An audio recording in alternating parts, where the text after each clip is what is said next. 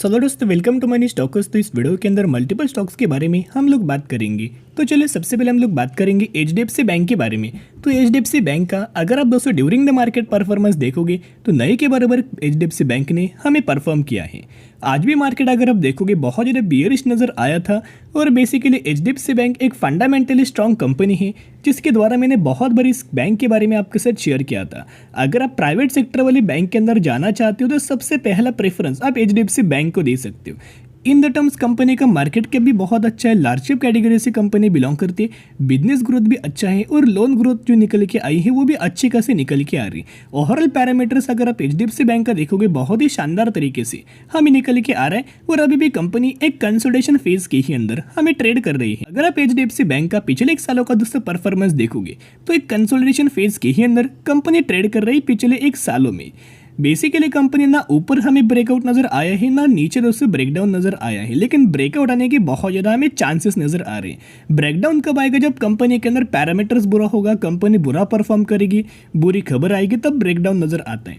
लेकिन कोई भी कंपनी के अंदर दोस्तों कंसोलिडेशन फेज होता है, कंपनी लगातार कंसोलिडेट करती है और जब बाद में दोस्तों जब कंपनी ब्रेकआउट देती है शानदार तरीके से रिटर्न आपको मिल जाएगा। अब इस शानदार तरीके से रिटर्न यानी कि ये नहीं कि आपको 2000% का रिटर्न मिलेगा 1 सालों में, 10,000% का रिटर्न मिलेगा, ऐसे नहीं।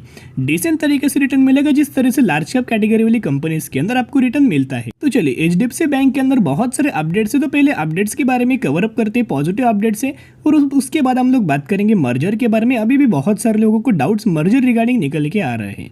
तो चलिए अभी हम बात करेंगे अपडेट्स के बारे में। SIDBI sign MOU with HDFC Bank Limited for providing financial solutions to MSME।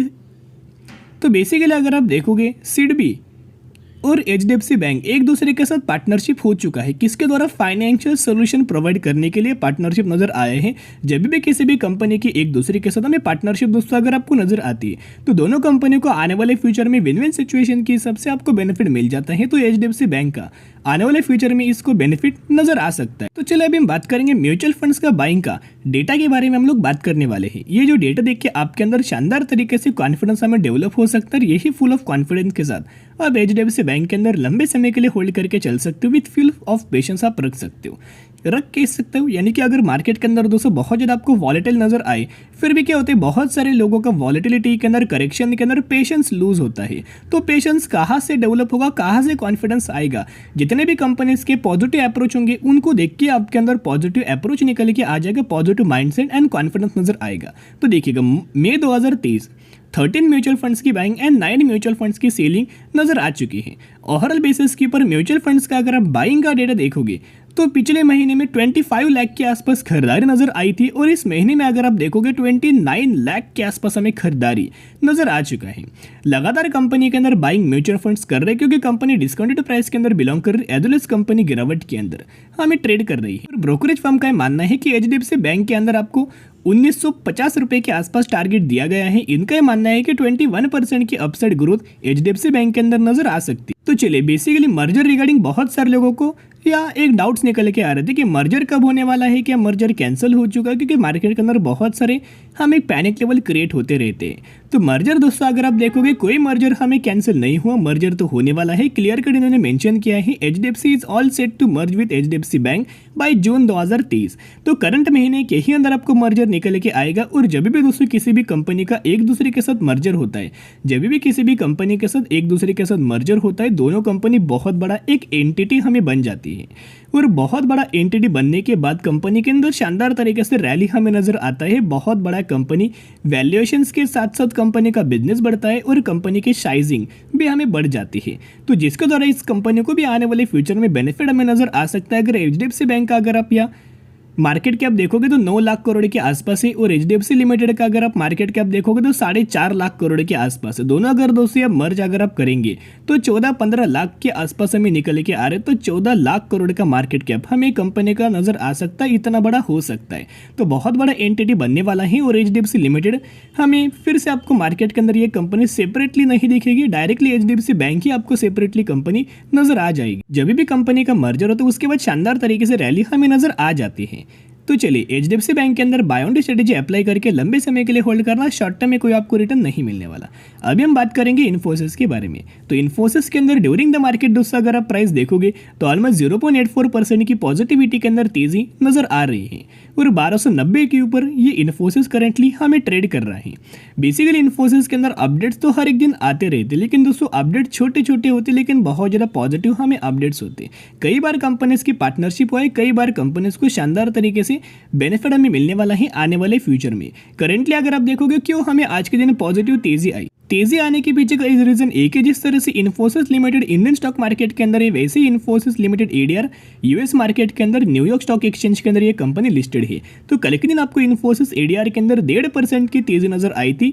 जब भी मार्केट के अंदर इन्फोसिस लिमिटेड एडीआर के अंदर तेजी आती है, इन्फोसिस लिमिटेड के अंदर भी इंडियन स्टॉक मार्केट के अंदर भी रैली नजर आ जाती। तो एक रियल फैक्ट मैं आपके साथ बात करूंगा कि देखिएगा आपको दोस्तों इन्फोसिस के अंदर तेजी नजर आ सकती है, कब तक तेजी आएगी वो प्रेडिक्शन नहीं है, लेकिन तेजी आपको आने वाले समय के अंदर आ सकती है। कई लोग इस कंपनी के अंदर इस तरीके से निवेश किया है कि इस कंपनी के अंदर हमें 200% का रिटर्न मिलेगा, साल में 2000% का रिटर्न मिलेगा, 5000% का रिटर्न मिलेगा। दोस्तों आपको रिटर्न मिलेगा लेकिन टाइम लगने वाला है।